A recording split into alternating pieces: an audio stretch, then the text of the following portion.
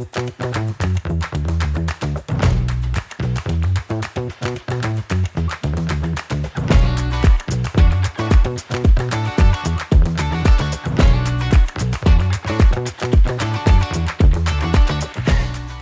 built this little intro animation with simulation nodes and 0 lines of code. It is essentially a particle system where you can emit particles from any location and have them smoothly form a text mesh and transition between different meshes seamlessly. You can have the particles dance around, fly around, apply all kinds of force fields, and you can even build a little real-time VJ system out of it. So this effect is a little bit complicated to build because the particles need to follow the shape of the polygons perfectly. When I did it the first time, I did it with scripting. A lot of scripting. I quite like what I got, but the scripts were quickly becoming unwieldy to maintain. When simulation nodes dropped, I gave it a try, and my goodness, I was able to achieve the same effect with no coding at all. In this tutorial, I will share how I made this text animation effect and happily got rid of thousands of lines of code. Let's get started.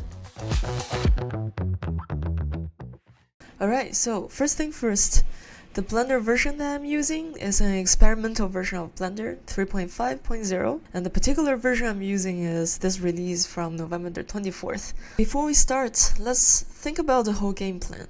Let's say we have a text mesh as an input, right? It's made of triangle polygons. Here's a very accurate drawing of that mesh. So what I want for this effect is to be able to control individual faces within this mesh as if they are particles. This means that for each individual polygons, I want to be able to emit them from a certain point. I want them to somewhat retain the shape of their original polygon, but we can play with the scale of that face, we can rotate it around, we can apply some force on top of it, they can travel through noise fields, dance around. But in the end, when they arrive at their resting position, I want them to be exactly where their original triangles are. So we'll have two objects. The object number one is the input mesh. And then we'll have a second object. This is where we keep all our particles. For each face in the input mesh, we will create a point and then set the center of the face as the target for this point to travel to. And with each point, we also store the offset that will move it from the center of the triangle to the triangle vertices. So there are 3 points in the triangle. This means we will store 3 offsets. Basically, this is a way for us to remember what the shape of the original triangle is. We will instance a bunch of triangles onto these points. We will move the triangle instance vertices using the offsets so that they form the original shape of the input polygons. Step number 1, let's create that input text mesh. Of course, we can do that with geometry nodes. Let's drop in an object. I will create a geometry node on top of it. Let's call this node text to mesh. So the key to creating a text mesh in geometry node is this node called string to curves. So if I just drop it down, give it a string, maybe just call it test. So one thing to note here is string to curves actually gives you instances of the curves, which is not a mesh. Let's drop down a realize instance node. We'll drop down another resample curve node. Change the option from count to length. Let's keep the length at 0.05 for now. You can see this is still a curve. So we'll drop down another fill curve. We'll fill the curve with triangles for now. This gives us a mesh. So we'll do one more thing for convenience, which is, as you can see, the mesh is currently in the top right corner of the plane. We want to move it so that it's centered around the origin. Let's use the bounding box node. Let's add a vector math node. I want to compute the center point of that bounding box. And we can do this by adding the min and max together. Let's duplicate the add node, change it to multiply. And since I want to offset the center of that bounding box to the origin, I want to multiply it actually by negative 0.5. And once we have that, let's use set position node, connect the original geometry, and then offset it with the bounding box center. And voila, there you have it, the text mesh is at the center. Let's rename this object to sim_target because this is the target object that we want our simulation to follow. Now let's move on to creating the simulation object. We'll drop down another object, call this sim. Let's create a new geometry node, call this particle simulation. To bring in the target geometry that we just created, we can use a object info node.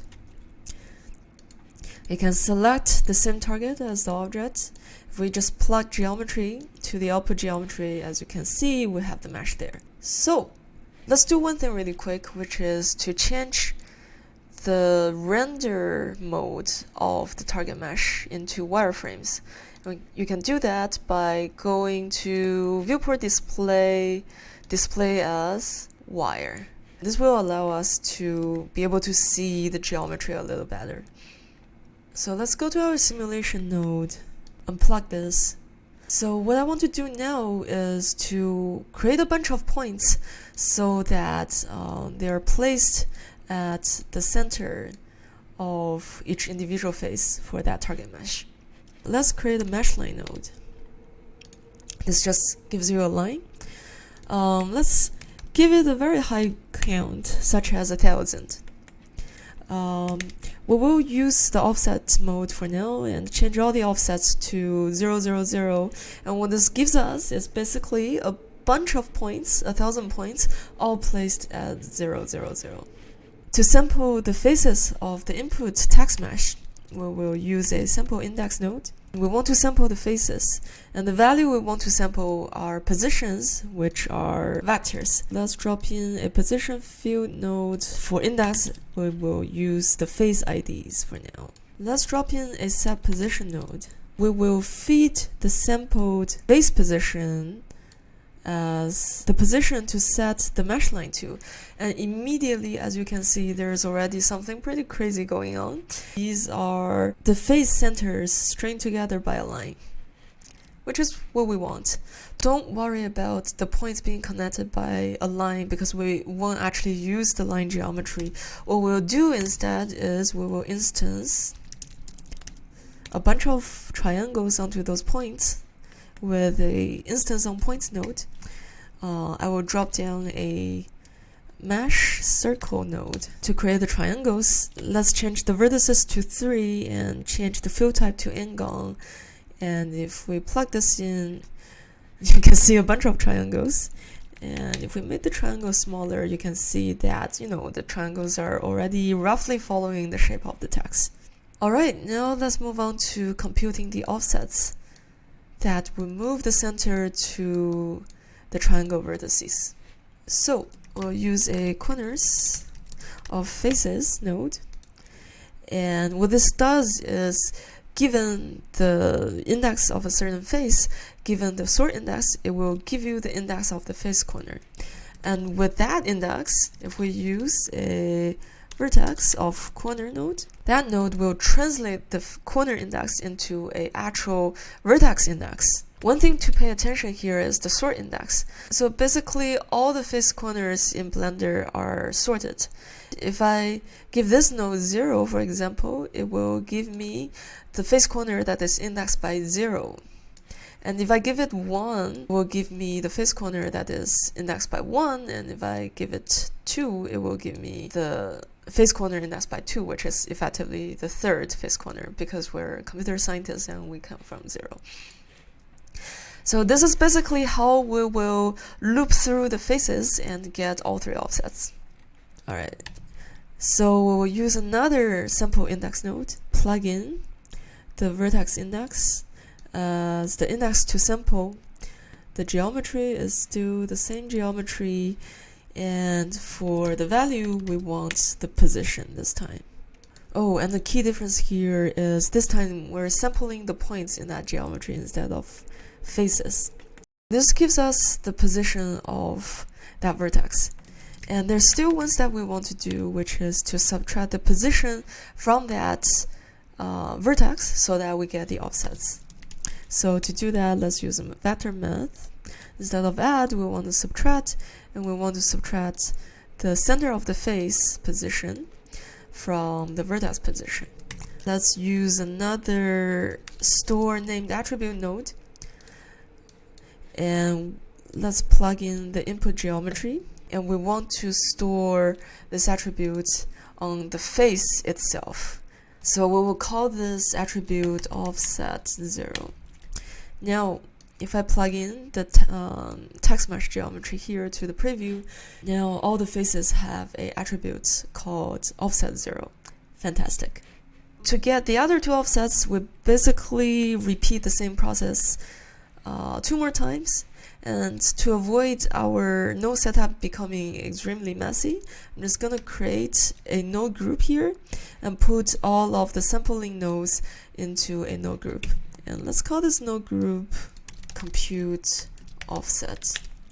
So we will make the sort index of the face corner a input. We will also make the field that will store the offset as a input. All right. Let's just duplicate this node group 2 more times. For the second one, I want to sample using index 1. And then we will store the attribute as offset 1. And for the next one, we'll call this offset 2 and use sort index 2. Great. So if we look at the test geometry here, voila, we have the offsets here. Well, now that we have the offsets, let's verify that they actually works. So we have been storing a bunch of attributes on, keep in mind, the text mesh input. We want to transfer all of these offset attributes onto the particle geometry that we want to actually output. Again, we will use a sample index node. Sample index is your friend. The geometry we want to sample is the input text mesh. We want to sample it using the ID of faces. The attribute we want to sample are the offsets, which we just computed. We will use the store named attribute again to store these values onto the particles.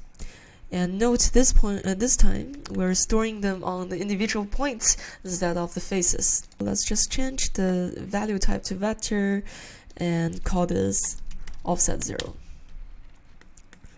For offset 1, 2, we will repeat the same process. So let's just throw all of them into a node group. Call this node group sample offset. And let's rename the group input. So I'm going to call the geometry to sample from. And I'm going to call the geometry to store the attributes on 2. I want to expose 2 more parameters, which is the name of the field to sample. Actually, that's the only one we want to expose. The name of the attribute we want to sample and we want to store. So with this, we will sample offset 0. We will also sample offset 1, and then we'll sample offset 2 as well. If you look at our particle geometry, if you look at the vertices, note that these are particles, right? These are not faces. They now have the offset 0, 1, 2 attributes, which is awesome. Let's try to recreate the original mesh with these offsets to make sure that they work. I'm going to do one preparation step here, which is remember the instance on points node that we created a while ago that just throws a bunch of triangles onto the particles. I'm going to store with each triangle the ID of each vertex. I will use a store named attribute and store the ID as, let's call it VID, vertex ID. So if we look at the individual triangles, the points now have a vertex ID, and they should actually be integers. When we move the instance triangles later, we want to move different points with different VIDs with the offset 0, 1, and 2s. If we go to our instance on points, I will use a realize instances node to turn them into actual geometry. Let's get rid of the viewer for now. Now here comes the fun part. I will use a set position node. I will use the selection field to select all the vertices whose VIDs are 0. To do that, we will use a compare node. We will sample the name attribute called VID, and I want to select everything that has this value as 0. Plot the result into selection. So if we play with the offsets here, right, you can see only one point in that triangle is moving because we're only selecting the points with VID 0. Let's make our triangle smaller. Let's give it radius 0 because we're not using the actual radius anyway. I'm gonna use named attribute, looking for a vector with offset 0, and then I'm gonna offset the point with that value.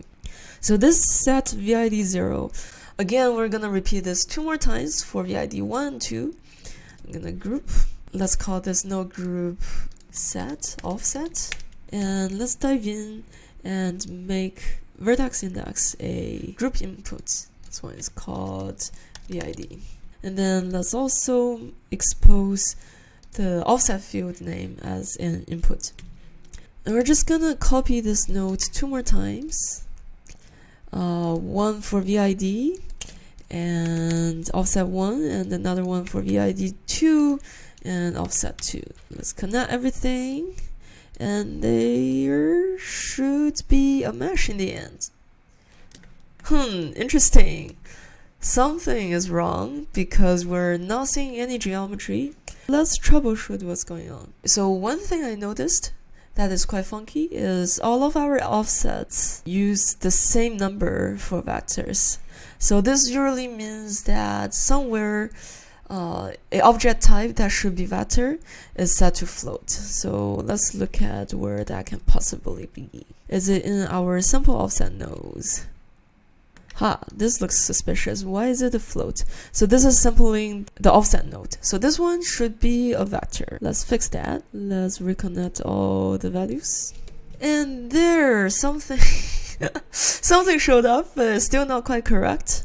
Actually, I'm glad that I ran into this problem in my recording because this is how I spend 90% of my time building this effect, which is just looking at nonsense geometries and trying to figure out what the heck has gone wrong. Okay, I know what's wrong. So if you go to our sample index nodes earlier, where we basically transfer the offsets from the text mesh faces to the particle point geometries, we should actually be transferring from faces onto points. And immediately when I fix that, voila, here's our perfectly recreated mesh that looks exactly like where we started, but it's just 10 times more complicated. But I promise you, all of this pain is for a good reason. We'll get into quite a bit of fun soon with simulation nodes. Alright, let's start to introduce those simulation nodes. To bring in simulations, right, the key nodes are these two. You need a simulation input, and then you need a simulation output. Everything that happens in between these two nodes are repeated every frame. So remember all this part where we instance mesh onto particles? Let's forget about them for a little bit. We'll come back to these nodes later.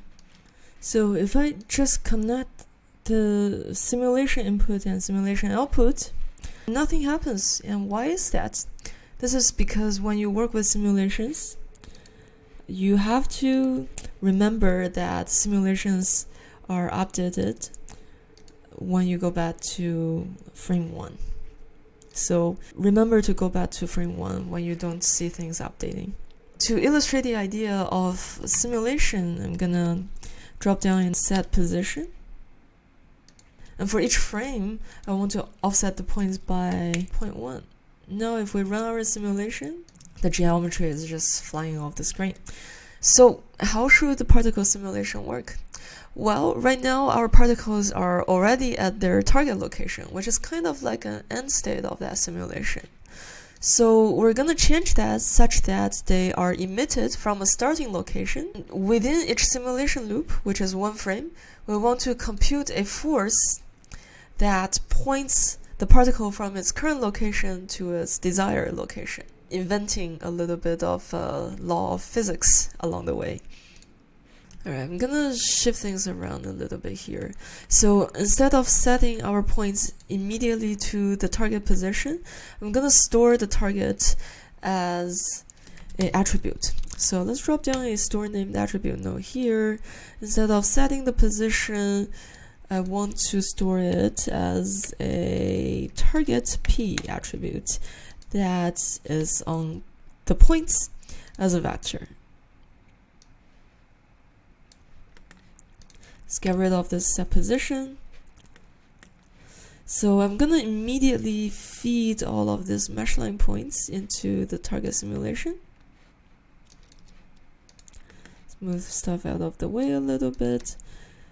So here, let's fit the mesh line immediately into the simulation loop, and I'm gonna bring in this node to recompute the target position every frame. I'll explain why this is necessary in a bit. And once we have the target P, we want to compute a force that would move the current point towards its target. So to do that, we will drop down a vector math node, change the mode to subtract.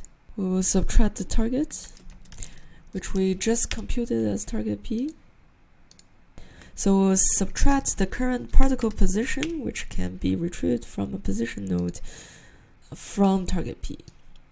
Let's duplicate this node, change it to normalize. So this gives us a unit vector in the direction of the force. At the same time, we also care about the actual length of that distance. Let's drop down a multiply node. So I'm gonna dictate that the further apart the particle is from its target, the bigger its force is gonna be. So that means the force is gonna scale proportionally with the length of the distance. But we can't just plug in the length to the direction directly, because that will make the whole thing explode. That value is way too big. So what I'm gonna do instead is to multiply, bring in another multiply node, and then multiply this thing by a very small value. So this is basically our attraction force. So in physics, if you have a force, the force is equal to the mass of the object times by acceleration. So this means our acceleration equals the force over the mass. But you know, in our case, who knows what the mass is? All we need to care is that acceleration scales linearly with the force. The velocity is basically velocity from the last frame plus acceleration times delta time. So in our case, delta time is always one frame, so it's a constant. And we're just gonna keep accumulating acceleration onto the velocity. We will use a vector add node. Let's feed the acceleration into that node, and we'll use a named attributes node to retrieve the velocity, which should be a vector. And this attribute doesn't exist yet, but we'll create it very soon. Once we have that, let's use a store named attribute node and store that as the velocity, or vel for short. We will also use a set position node, and each frame offset the current position with velocity, which we can retrieve with a named attribute node.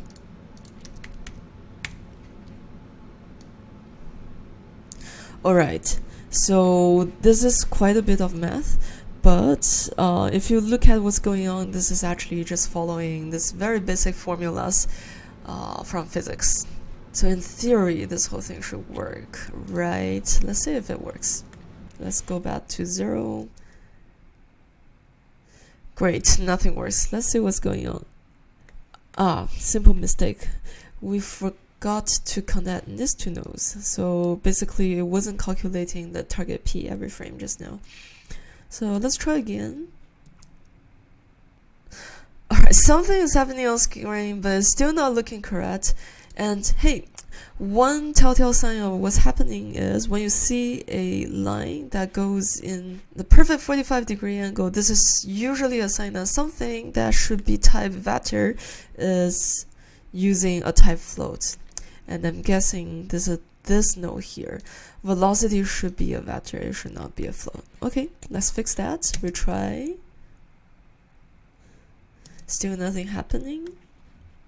Here again. Velocity should be a vector. What is our velocity looking like? Oh, interesting, it's always 0, 0, 0. Oh, this node is not connected to velocity. Let's try again. Hey, look at that. Things are happening. Alright, immediately you will notice that this is not resting. This is oscillating non-stop. So a hack in simulation that we rely on a lot to make things more stable and make things stop is we will introduce a velocity damping, meaning that each frame we will make velocity decay a little bit. And the way we decay it is actually very simple. We just use a multiply node and we can multiply the velocity with a constant value between 0 and 1. Usually, I found that 0.8, 0.9 are all pretty good spots to be. It really depends on what you want your animation to look like. But hey, look at that. It's already coming to an end. If you change this damping value to 0.8, it's gonna rest even sooner. So there are a whole bunch of parameters in this physical simulation that you can tweak to our style of this animation. Right? We'll go into exposing these parameters in a bit, but I want to demonstrate a really cool part. Let's just give us more frames to work with for now.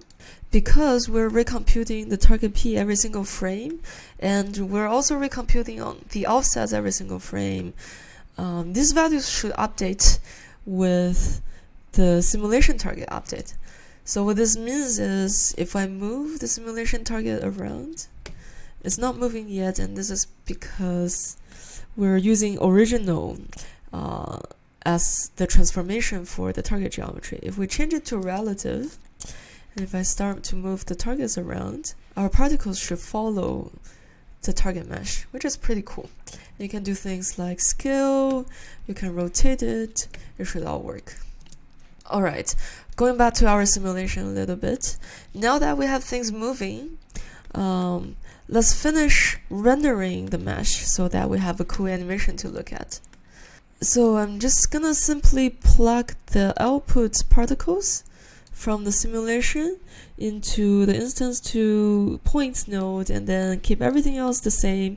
We're doing the same offsetting on the triangle points, and then let's look at what this looks like. Great, nothing. Let's troubleshoot what's going on. And as you can see here, the sample offset nodes doesn't go anywhere. So we're gonna connect this to, this basically is saying let's recompute the offsets every single frame and update them, which will come in handy. I'll explain more later. But now, alright, something is already happening, and if we play the simulation, they perfectly form the mesh. Alright, I'm gonna show you a couple of more things that we can tweak and expose, parameterize to make this animation easier to our style. The first thing first is because all the offsets and target positions are updated per frame. This means if we go to our sim target object, Let's make this string a input that we can change in the panel here. Geometry node in panel. So if I type in a different word, boom, it's gonna update to a different word. So you can update words in real time. Yay! Yeah, this is really fun to play with, trust me. I have wasted a few afternoons on this for sure. And if you look closely, right now, when all of the faces update to the next target, they kind of instantly snap to the shape of the next offset. And this is because in our simulation, right, we're always directly updating the offset field based on the input geometry's face. So we can do something really simple, which is have it lerp towards target offset. Lerp is just linear interpolation, so instead of moving 100% there every single time, we move 10% towards the target, 10% towards target, always slowly approaching it. And before we go there, let's give this geometry a nice material. Hello? Oh, I forgot to save my file. Oh my god. Let's do that really quick. Rule number 1 of doing simulation node, because it crashes so often, always save your files. Let's create a material, enable EV rendering, give it a nice color, maybe yellow. We need to use a set material node to set that material instead of using that panel. Here we go. Let's adjust the lighting a little bit. I'll just something make that thing more intense so that we get a brighter yellow. Going back to the sample offset. So here we have the offset that we want to lerp to, right? We'll drop down a mix node. We will be mixing between the current offset, which can be retrieved as a vector using the input field name. And then we'll be lerping between the sampled offset. And the lerp index, I want something more like a 0.9 because this is the original offset that we want to retain. So let's try that. All of these things we can expose as geometry node inputs, and you can tweak pretty easily and in real time. Alright, here we go. Things smoothly transitioning from 1 to 2 to 3. Nice. And as you can see, all these digits, all this text can have different number of polygons. And the reason that we can fade polygons in and out is because we created a lot of polygons here with the mesh line. There's thousands of them. This kind of makes sure that we'll not easily run out of polygons, but of course if you have a long text you can still run out, such as a long text. Wow, it's still not running out.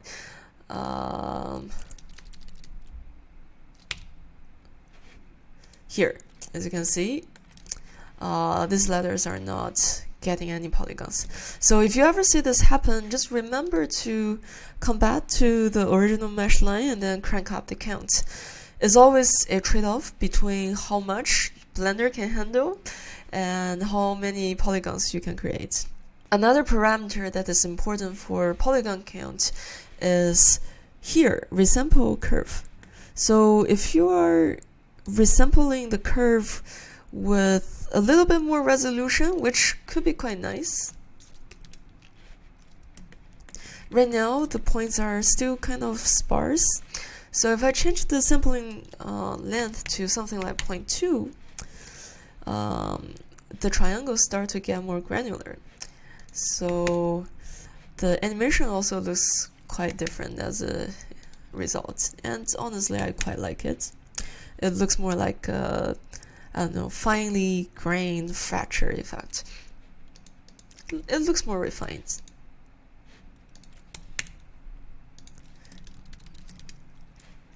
So that's a fun parameter to expose and tweak. Oh, and let me show you one cool trick that I discovered. This one determines how many polygons your simulation will use, right?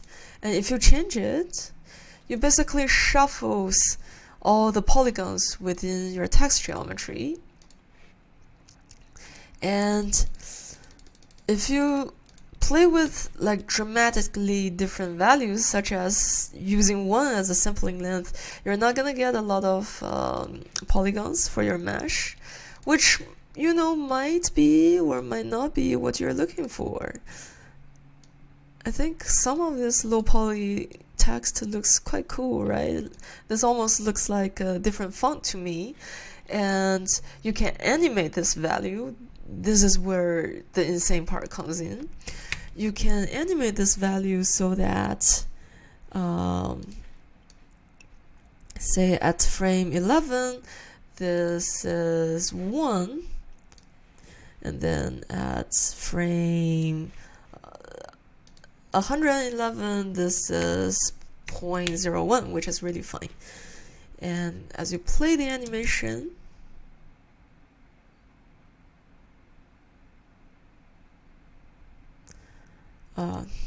I probably should have used a smaller length for this.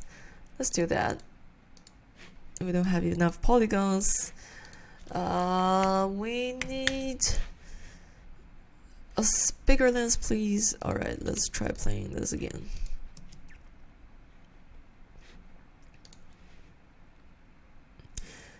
You kind of get this awesome polygon storm effect.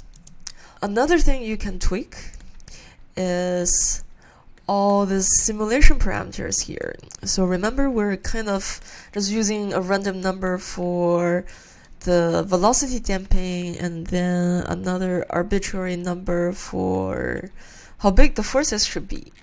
So this can easily be made into geometry node input. Let's call this force magnitude and make it a float that defaults to 0.1. And then for velocity damping, let's quickly make this a group input.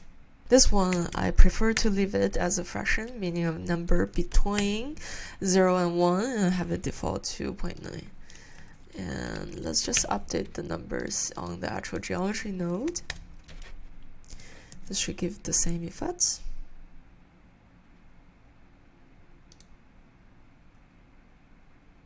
Yeah, but yeah, you can play with this simulation parameters to get a sense of, do you want the particles to be moving faster or slower? For example, if you use a smaller force magnitude, like 0.02, this is really kind of slow. They stabilize slower, but it feels more quiet. Slow. Force feels different. Yeah, so there's really a ton of possibility for you to play with, and in real time as well. So you may even turn this into a little VJ system. You can drop in a couple more nodes that apply noise forces, for example, on the particles, and then you can use a slider to control how big the noise are, and you can move the slider in real time, and that literally gives you a text VJ effect in real time, which I think is awesome. So yeah, that's pretty much conclude this tutorial. Have fun with it. Try out different configurations for force, apply forces of your own, animate the target mesh, move it around, throw in some keyframes on the transformation, on the rotation, on the scale. You can even have it spin 3D. I think it should all work pretty well. Another topic I want to get into is how to create trails for these polygons. In the opening animation that I showed you, I figured out a way to basically let this particle leave polygonal trails behind, which looks pretty cool. And then you can have the trail particles have different colors. That's a whole lot of fun. But it's a little more involved on the node setup side, so this tutorial is already becoming quite long, so I will maybe make a tutorial part 2. So that wraps up the tutorial. Thank you for watching. I hope that was somewhat helpful to you. And this type of effects don't have to be text. They work on all kinds of meshes. So I'm very excited about applying it to something that is, more 3D, more regular or irregular shapes, maybe graphical shapes like circles, triangles, rectangles, or, like a full-blown mesh. I can't wait to try them out. If you use this kind of methodology to create anything fun, please share with me. I would love to see what you're able to come up with it and exchange ideas. That's it. Thank you, and I will see you in the next video.